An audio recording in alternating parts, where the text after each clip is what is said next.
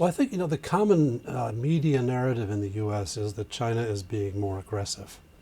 And in fact, if you trace back the origins of the latest flare-ups in the South China Sea and the East China Sea, and there's even a China-South Korea rock that they're arguing about. If you trace it back, they all started outside China. What we're seeing from China is kind of exaggerated reactions. And then people notice that more than what was done by the Philippines or Vietnam or Japan or South Korea.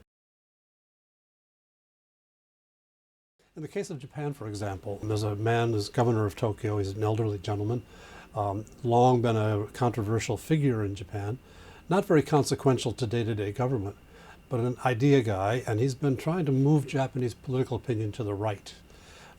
Quite hostile to China. Would like to see the glory days of old Japan restored in many ways, some of which we didn't like and we had a war over. Ishihara Shintaro is his name, and he saw an opportunity when the family that owns 3 of the Senkaku Islands decided they wanted to sell them, that he could buy them and make that into a kind of playground for his point of view and use it to bait the Chinese. The Japanese government responded to that with sort of a half measure. They didn't say you can't do it, leave things alone. They thought that might be politically unpopular. They didn't say go ahead and do it, because they knew that would bring a lot of grief from China that they couldn't handle. So they came up with a middle way, which was to have the government buy the islands, nationalize the islands directly from the national budget rather than from the governor's budget in Tokyo, and keep Ishihara from having that as his playground. Well, the Chinese see this word nationalization and they say, well, they're changing the status quo. We had a deal back in the 1970s and you're trying to change the deal. Now, in the 1970s, we were weak. Today, we're strong, and you, Japan, are weaker than you were back then.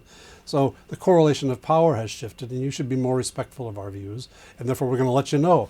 And before you know it, public statements become public demonstrations in the streets.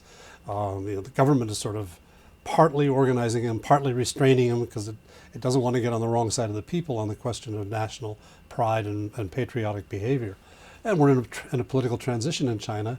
If you don't act patriotic as a leader and sort of feed this sentiment of anti-Japanese feeling, then you might get stabbed in the back in the in-house dealings for power in China.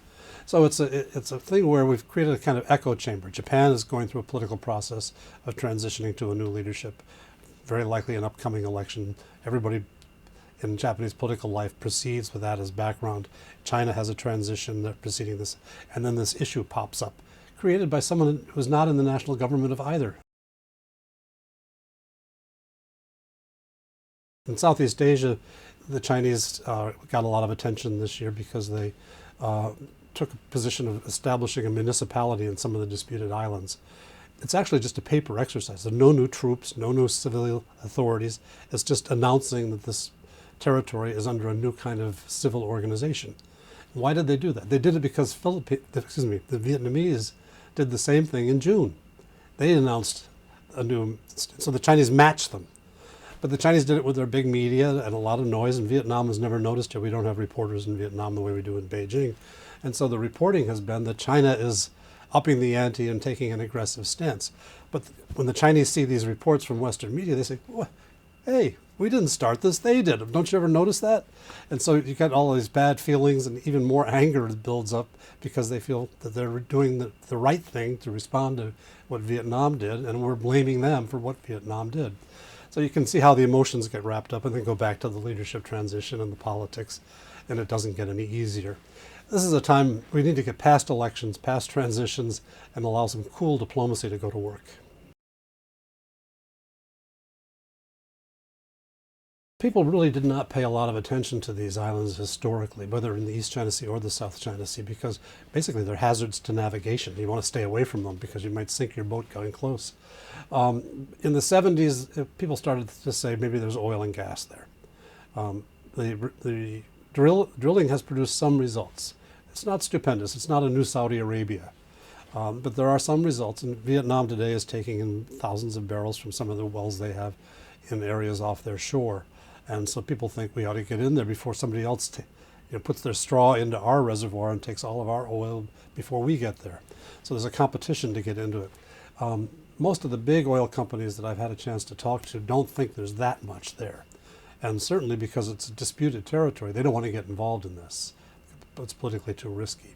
And so you have small companies from national companies getting into this basically at the direction of their governments.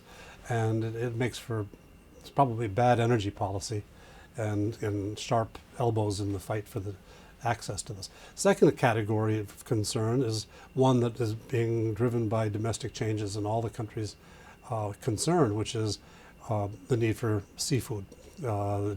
Rising incomes in Vietnam and China and elsewhere cause people to want to eat more seafood. They have money to buy the seafood. That has, China's industrialization has basically polluted their internal waters to the point you can't sustain the seafood there. They've fished out the banks along the China coast. Vietnam has done the same thing. Vietnam is a major exporter of seafood to the United States. Lots of fish farms. They've fished their area out. And all of them are going farther afield. And one of the places you go is where you have outcroppings of land in the South China Sea or East China Sea, because that's where you'll find fish. It's not so much a risk of major conflict, because I think everybody knows it's not really worth ruining the 21st century for these rocks. But what it does impose are opportunity costs. The inability of Japanese and Chinese to work together on things they should be working on. The loss of market share that Japanese exporters who use Japanese trademarks will experience in China, and vice versa, Chinese products in Japan and elsewhere. A lot of opportunity costs in this, and a distraction from effective diplomacy.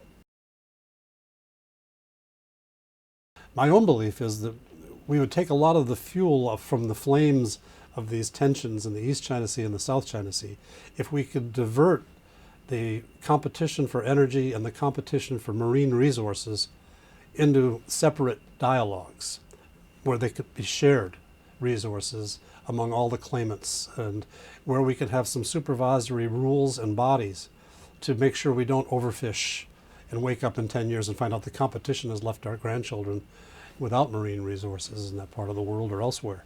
And the energy probably should be shared out.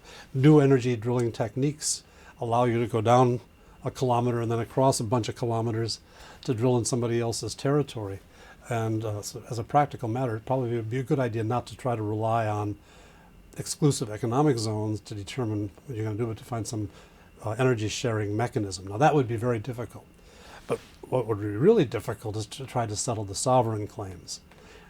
With China rising, Japan in a difficult period, Southeast Asia going through all sorts of change, countries are not going to willingly give up their claims on sovereignty. They might settle in the end to leave things as they are, but with changing ratios of power among the various parties out there, they're not likely to do it. History suggests they won't do it. Usually these things get settled after a war and somebody conquers it and takes it for himself or gives it to somebody else, as we did after World War II. So I can say, as a practical matter, let's just do what they have done for the last 40 years in the region, shelve the territorial sovereignty issues, and work on the functional problems. And I hope that after we get past elections and transitions in East Asia, we can maybe move in that direction. My first hope is the U.S. will proceed in a principled and non-prejudiced fashion to see them as an unbiased outside party. We have alliances with some of these parties, and those alliances have been and should be reaffirmed whenever necessary. At the same time, our allies should not be taking us into dogfights where the stakes are puny, and therefore they should be given a pretty clear indication that while we give them support to protect the well-being of their nation in our treaty alliance, the treaty alliance is not something from which you hide behind and then throw a punch at your neighbor and then wait for us to absorb the blow back. We should be giving some guidance on prudent behavior. For the most part, the Japanese and the Philippines and Thailand share these views. South Korea share this caution, but there are elements in each country that might want to push us farther than we really would find it wise to go, and so we have to continue to have a dialogue to get the messages clear about what's within bounds and what will be out of bounds.